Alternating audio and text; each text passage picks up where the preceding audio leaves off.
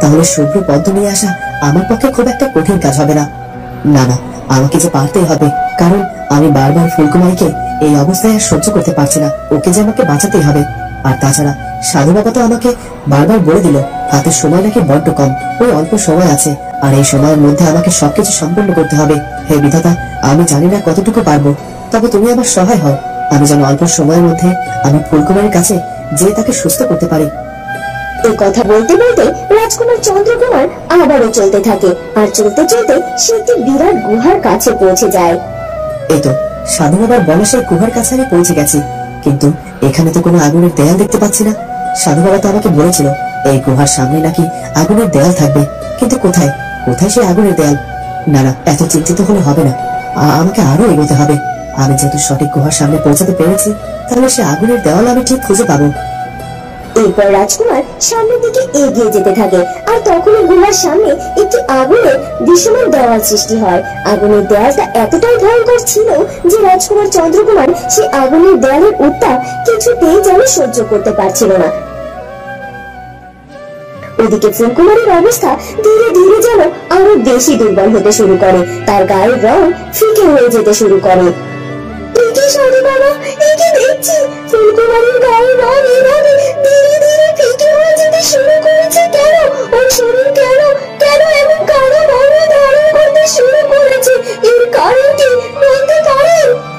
ফুলপুরি, তুমি বুঝতে পারছো না, ফুলকুমারীর উপর অশুভ কালো শক্তি এমন ভাবে ওকে কালো জাদু করেছে, খুব অল্প সময়ের মধ্যে ওর প্রাণ হরণ হতে পারে। আর সেটা নিয়ে আমি ভীষণ ভয় পাচ্ছি, কারণ ফুলকুমারীর হাতে যে সময় বড্ড কম, আর ওর এভাবে শরীরের রং কালচে হয়ে যাওয়ার কারণ ও ধীরে ধীরে মৃত্যুর দিকে এগিয়ে যাচ্ছে। আর যখন ওর শরীর পরিপূর্ণ কালো রং ধারণ করবে, তখন আর আমরা ওকে কোনো বলেছি, আর সেটা এখনো বলছি। আর রাজকুমার চন্দ্রকুমারকেও তো পাঠিয়ে দিয়েছি, তবে রাজকুমার চন্দ্রকুমার যদি সঠিক সময়ের মধ্যে ওই শুভ্র পদ্ম নিয়ে এখানে হাজির না হতে পারে, তাহলে যে মহা বিপদ ঘটে যাবে ফুলপুরি, আর সেটা আটকানোর সাধ্য যে আমার হাতেও থাকবে না।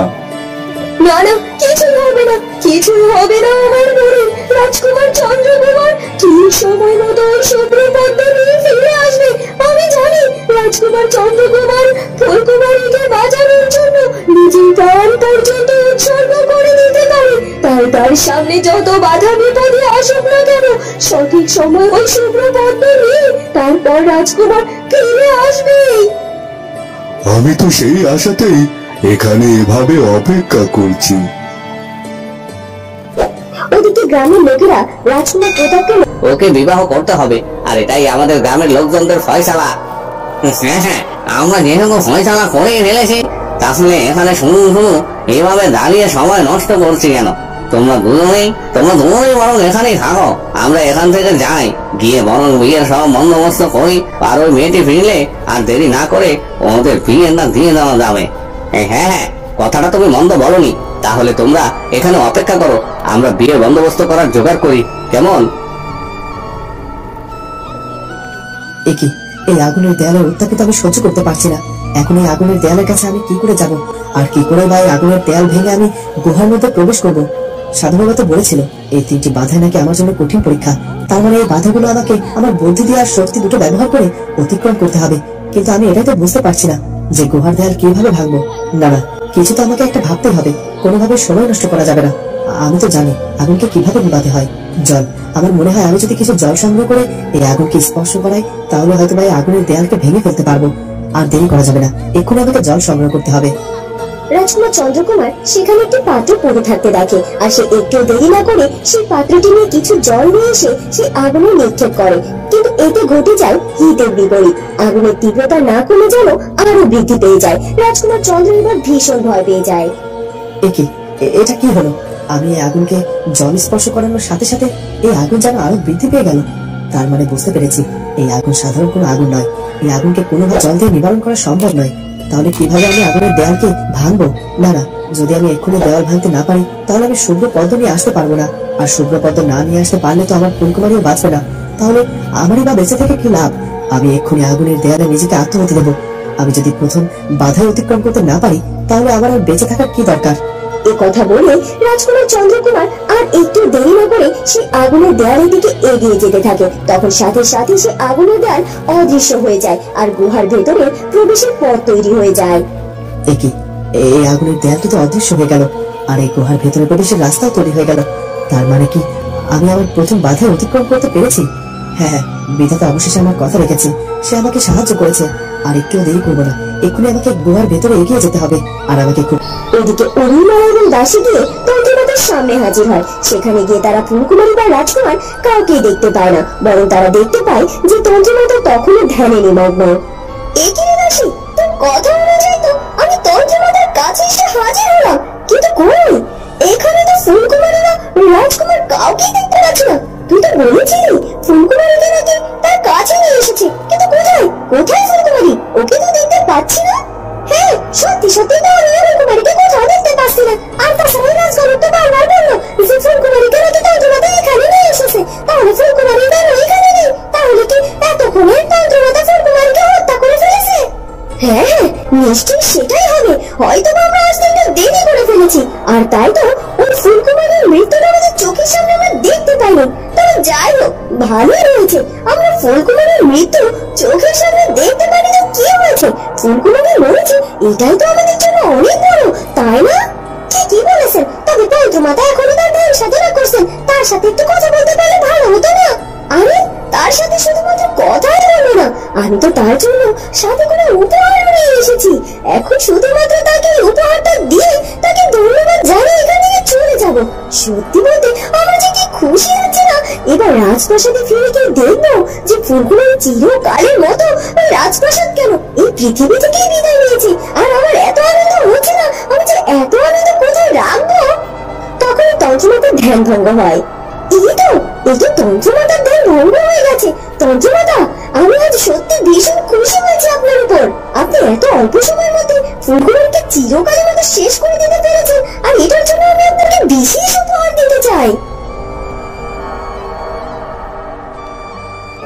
ওদিকে রাজকুমার প্রতাপ নজরবন্দি হয়ে থাকে সেই জঙ্গলের কুটিরের মধ্যে। কি বিপদের মধ্যে পড়লাম আমি! এই কুটিরের মধ্যে আমি এখানে একা রয়েছি, বাইরের গ্রামের লোকজন জড়ো হয়ে আছে, আর ওরা আমাকে এখানে নজরবন্দি করে রেখেছে। কিছুতেই আমাকে এখান থেকে বের হতে দিচ্ছে না। আর তাছাড়া আমি একা, কোনোভাবেই ওই গ্রামের লোকজনের সাথে পেরে উঠবো না। আমার কাছে কোনো অস্ত্র নেই, আর আমি চাইলেই যে কোনো মানুষের উপর আক্রমণ করতে পারবো সেটাও না। আর তাছাড়া সত্যিই তো এই কুটিরে তো এই মেয়েটি একা একা বসবাস করে। আর ওর কাছ থেকে শুনে যা বুঝলাম, ও তো অবিবাহিত। আর একজন অবিবাহিত মেয়ের সাথে যদি একটা পুরুষ লোক লোকচক্ষুর আড়ালে কথা বলে, তাহলে সেটা দোষের হিসাব হয়। আর আমি তো এখানে 2 রাত পার করে ফেলেছি। গ্রামের লোকজনেরা আমাদেরকে ভুল বুঝবে, এটাই স্বাভাবিক। কিন্তু তাই বলে এমন বিপদে আমি পড়ে যাব, এটা তো কোনোভাবেই ভাবতে পারিনি। আমি তো কোনোভাবেই ওই পরি নামের মেয়েটিকে বিবাহ করতে পারবো না, কারণ আমি ভালোবাসি আমার ফুলকুমারীকে, আমার কুমকুমকে। আমি আমার কুমকুমের জায়গা অন্য কাউকে দিতে পারবো না। কিন্তু এখন দেখছি ওই মেয়েটি আমাকে সেবা শুশ্রূষা করতে গিয়ে ও নিজেই বিপদে পড়ে গিয়েছে। আমি আমার নিজের বিপদ নিয়ে চিন্তা করি না, কিন্তু ওই মেয়েটির কি হবে? না না, কিছুই ভাবতে পারছি না। আমি বড্ড বড় বিপদে ফেসে গেছি। আমি তো আমার প্রথম বাধাকে কোনোভাবে অতিক্রম করতে পেরেছি, কিন্তু আমার দ্বিতীয় বাধা সেই সত্যের দর্পণ। সেই সত্যের দর্পণকে আমি কোথায় খুঁজবো? না না, আমাকে ভালোভাবে খুঁজতে হবে, আর যে করে হোক সত্যের দর্পণের মুখোমুখি আমাকে হতেই হবে। এরপর রাজকুমার আর একটু দেরি না করে সেই গুহার মধ্যে সেই সত্যের দর্পণটি খোঁজার জন্য এদিক ওদিকে যেতে থাকে। কিন্তু রাজকুমার যতই সত্যের দর্পণ খোঁজার জন্য যেখানেই যাক না কেন, সে ঘুরে ফিরে বারবার একই জায়গায় এসে পড়ে।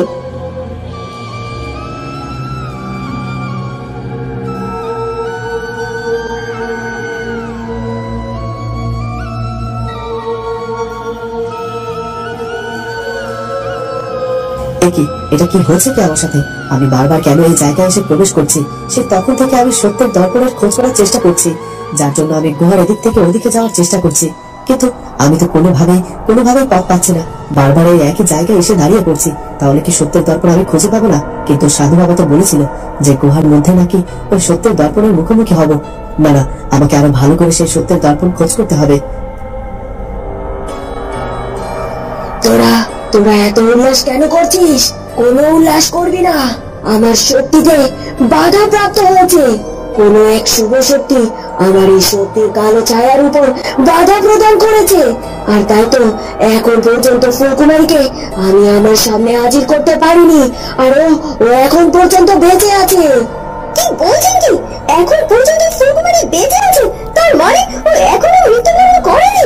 তবে কি এবার আমি ব্যর্থ হয়ে যাবো ওই ফুলকুমারীকে হত্যা করতে? বন্ধুরা, রাজকুমার চন্দ্রকুমার কি পারবে ফুলকুমারীকে সেই শুভ্র পদ্ম ফুলের সাহায্যে সুস্থ করে তুলতে? সেটা জানবো আমরা ফুলকুমারী গল্পের পরবর্তী পর্বে। আর আমাদের আজকের পর্বটি ভালো লাগলে অবশ্যই চ্যানেলটিকে সাবস্ক্রাইব করে দিও।